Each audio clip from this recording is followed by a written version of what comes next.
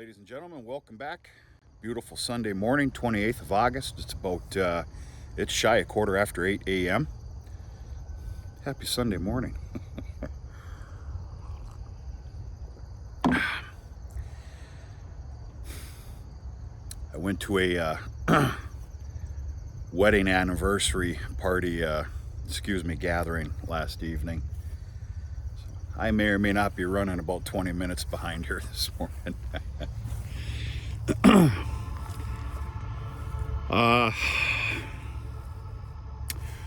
Okay, you're probably going to witness here the last crop check.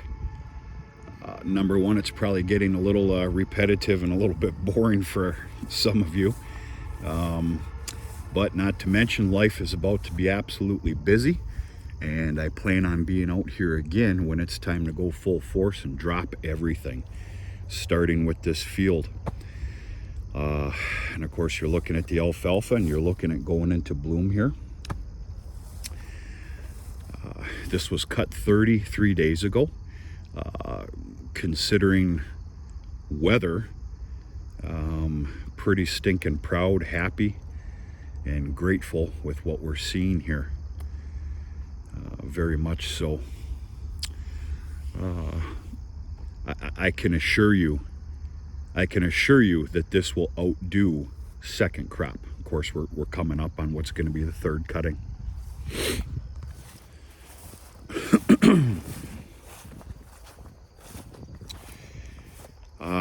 you pay attention to the channel, I keep calling this my primary alfalfa field. It's just the name I gave it.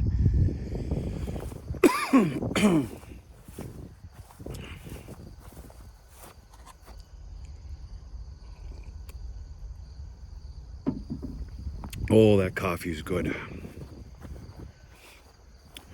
All the chores are done, including a paddock change to the cows, to include a couple of round bales out in their yard. They're good for the whole day and evening. It's working out fair that with a half a paddock of minimal grazing, what's there, and then with 2 round bales, that usually makes the entire day, a 24-hour period. Now I take a real good fine look at about 4:30 when I'm at the barn for what I call evening chores. If I see that they're going to be completely out of hay by late that night or whatever, I will obviously ship another bale out there in the yard. Okay, this is what I've been calling the grassy alfalfa field for many years. Just filthy rich of alfalfa this year. I've said it before, I'll say it again, this was the year of the legumes, and it definitely shows itself here. This is a pretty fair spot here. Don't judge the entire field on it. It's thick as thieves over by the road there, and it's pretty good. We got a very nice crop here, considering all things considering. Don't forget that. I've been racking my brains for a couple of weeks. As some of you know, I have it in my plans. My regiment for next year, I have it for this to get caked with manure and moldboard plowed in the spring, and this is going to be a corn crop next year. I've been racking my brains, but I don't have an answer yet. It's going to kill me to do that, but I don't know. I'll also tell you another thing, and I guess I should save this for different videos while we're out in the field. The sorghum field now that I planned on working up lightly, putting in like a winter rye or something like that, I'm starting to kind of change my mind about that. I'm actually, and for no in particular reason, I'm starting to think about having that available if we get a bastard of winter, which we are supposed to. All signs are pointing that we are supposed to, if you believe in that kind of stuff, including the Farmer's Almanac, which I do. If we get absolutely belted with the winter this year. It'll also be available for manure spreading, which is very important. You got to get rid of that manure all winter. I'll be cleaning the barn every other day this winter. We'll see about every 3 days. I don't know. And then I have in mind to just doing a spring tillage with peas and oats and a new seeding alfalfa. I'm going to make my decision on that within the next 2 weeks, because it's going to have to be made in 2 weeks. But I'm starting to get a little irky-jerky here with what I'm wanting to do for rotations. I don't know. I can tell you this, whether you believe in this or not. Those silos must be kept alive. And in order to do so, they must operate. I have to have a harvestable crop of one form or another, something or another, for next year to put inside the silos. Doesn't mean both of them need to be chock full, but both of them need a feed source in them so they can continue to keep operating. Those silos are worth their weight in gold. They cannot be rebuilt. And I don't have the words this morning, but yeah. The one thing I will not do is take an alfalfa crop and throw them in the silo. It's hell. Now on a harvest store, yeah, no problem. The setups that I have, alfalfa is just hell. Managing that alfalfa in those silos. Some of you might disagree, but it ain't happening. So I got a lot to think about. But it needs to be thought of quickly, because the calendar is turning. Okay, I made a statement, and we're going to take a ride over to the other field. In fact, I'm going to spare you the boring details of the three corners. We're going to take a ride to the very south end and see how that pot liquor looks back there. I said something about this is the last little crop check video here. Things are about to get very busy. They always are. I'm definitely looking at, I'm going after the 41 acres on Tuesday. Of course, it's Sunday today. We've got rain coming by 2 p.m. today, and a very healthy amount of it, if it stands to be true. And this is the time of year where it will be. And then we have rain scheduled for Monday as well. Hopefully we don't get too waterlogged to where I'm going to start that 41 acres, which is nothing like what you're seeing here. I'm going to start it on Tuesday. It's a shorter crop. It went into full bloom multiple weeks ago. It's going to make some fantastic feed. It needs the haircut first. That's the way I'm choosing to do it. There's no more growth that can happen to it. So I choose to take care of that first. That crop is going to merit that the dairy to come in with their merger. And of course, I got to pay for that. But I think it's worth its weight in gold to being able to, we're not talking about a time saver here, just make proper baling. Otherwise, it's that thin of a crop that would be an issue. But it does merit to be cropped off again. And it's all high moisture from here on out. Everything. So, hope everybody's doing okay. We are going to take a quick ride to the back, the south end of that one field. I don't care to spill my coffee all over the place, so there went my coffee. Yeah, kind of a really nice dead Sunday I've got today, which I'm pretty happy about.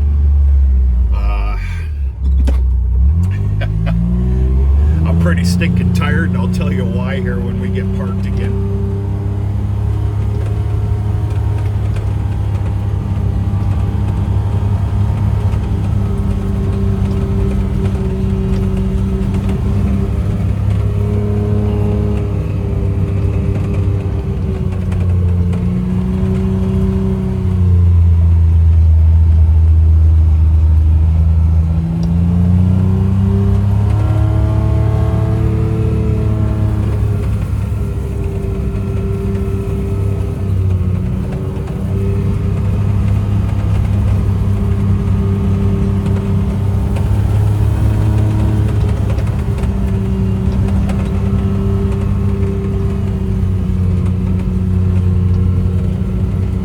little 7-8 acre field here was just a disaster this year.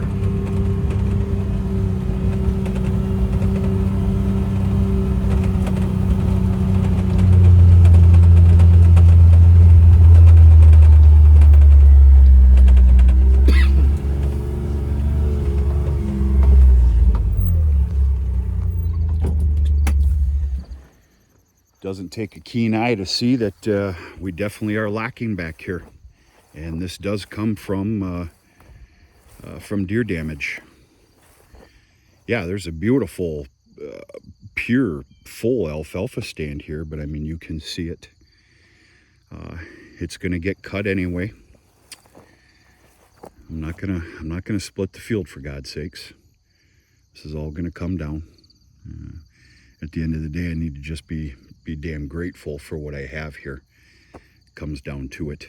And the only reason I have anything that you're seeing right now in alfalfa is because the timing was correct. Now, I don't have enough smarts or power to time it out correctly. It just ended up that way. I'm seeing a lot of third crop alfalfa stands that are they're not fit for the damn devil. I'm pretty lucky with what I have here, and it was based on when it was cut, a fertilizer program, and then an immediate rain within a day or two or three afterwards. So I purely got lucky this year. In some areas I did. So yeah, pretty catastrophic difference back here. But, what are you gonna do? Yeah, so I got a little bit of a lazy Sunday if I choose to do so. Don't get me wrong, I've got things to do. One of them is dropping the baler, getting hooked up to the disc bine. There's no reason in the world why I can't start digging into that disc bine now. I got a lot of knives to change and flip over. You know, when I go after all this alfalfa, I want to go after it with a sharp disc bine, for the lack of better words. And I got a couple other things to do. But anyway, yesterday, if anybody's still watching, was the first Saturday sale of sweet corn. And I am tickled pink with how that worked out. Now, we got a different location this year. We're right downtown the metropolis of Bark River, Michigan. And, you know, it stands to be true, I believe. Location. And it worked out real good. In fact, within the first 30 minutes of a 5-hour sales program for that day, the writing was on the wall that I needed to get my butt in gear. Because I've got one of my main guys. He managed the sweet corn sales. I cannot afford to be there for 5 or 6 hours. I just cannot. There's other things that need to be done. Well, thank God I had a little bit of a loose schedule yesterday to where I ran corn all afternoon long. I must have made 4 or 5 more trips to the corn patch and then back to the sales spot in Bark River. People just flooded it, which I'm very, very thankful for.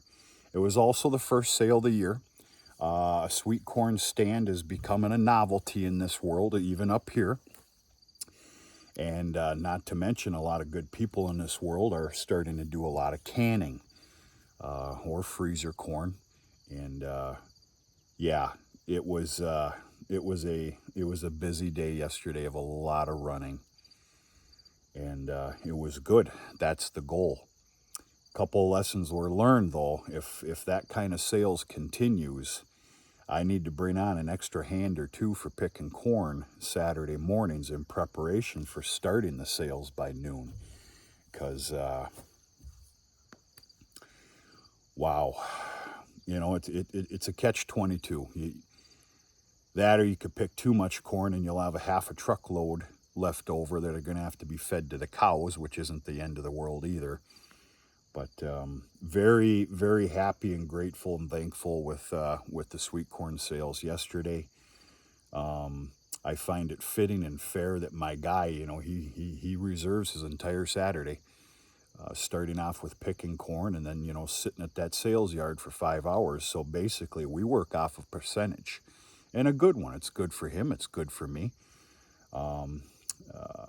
Thank God he's a trusting individual. Steal from me, I'll cut your damn hands off. Yeah, I laughed about that, but that's actually true. Yeah, so he did very well yesterday. So everybody's happy, including all the customers. I need to do a video on the sweet corn patches. The first one, I'm not going to call the first planting. I'm not going to call it a failure. I'll definitely call it a 50% failure. There's still good edible corn in there, but yeah, sweet corn was real tricky this year. The second planting is pretty damn beautiful.